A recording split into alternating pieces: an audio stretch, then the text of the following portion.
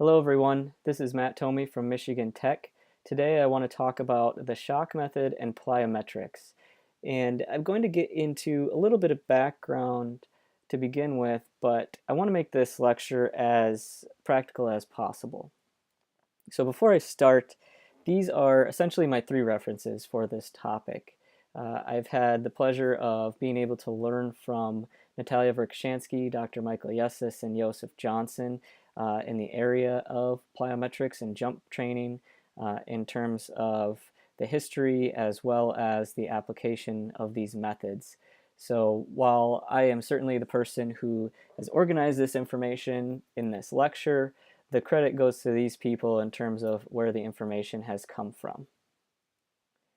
So many of us know already that the shock method was first developed by Dr. Yuri Verkhoshansky, and at the time he was a researcher at the Aeronautical Engineering Institute in Moscow, and he was working with track and field jumpers, and in this particular situation he was researching the triple jump.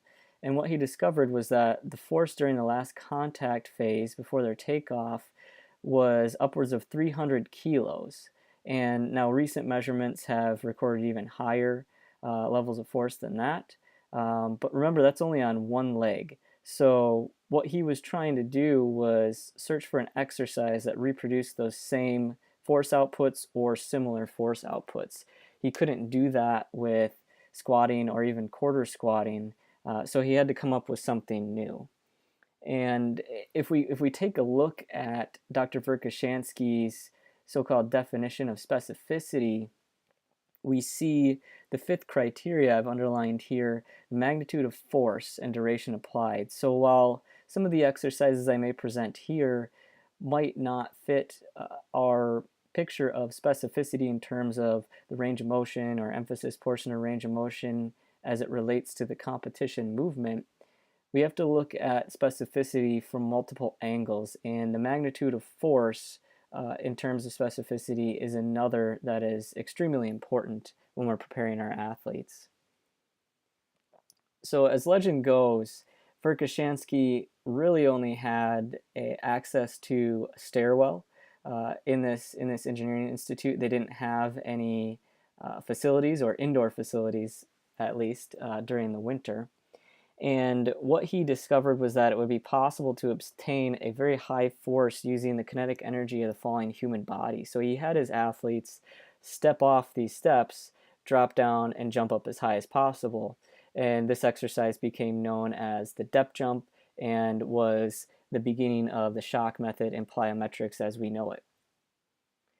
So the term plyometrics is attributed to Fred Wilt, who was a former Purdue track coach and Olympic runner himself.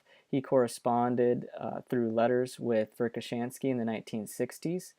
Dr. Yessis is the person who's known for introducing this method to the United States and was able to translate articles about the shock method as well as many others through Soviet Sports Reviews and Fitness and Sport Reviews International during that time period. So Dr. Yessis and Fred Wilt worked together to get this information out to coaches at the time. Now, obviously, the term plyometrics and the shock method are fairly far removed from each other. So where did the term plyometrics come from? And Dr. Natalia Verkshonsky has talked about this and written about this in the past, so I was just going to touch on it briefly. But if we look at these terms that used to be used in place of concentric and eccentric, we used to call those myometric and plyometric actions. And because plyometrics, a key point of plyometric exercises is that they obtain a great power output in the concentric action due to the pre-stimulation of the muscle in the eccentric action. So what Natalia Verkhoshansky has said is that plyometrics could be defined as exercises that exploit the benefits of the plyometric action or the plyometric regime. So that's the thought, at least, where the term plyometrics comes from.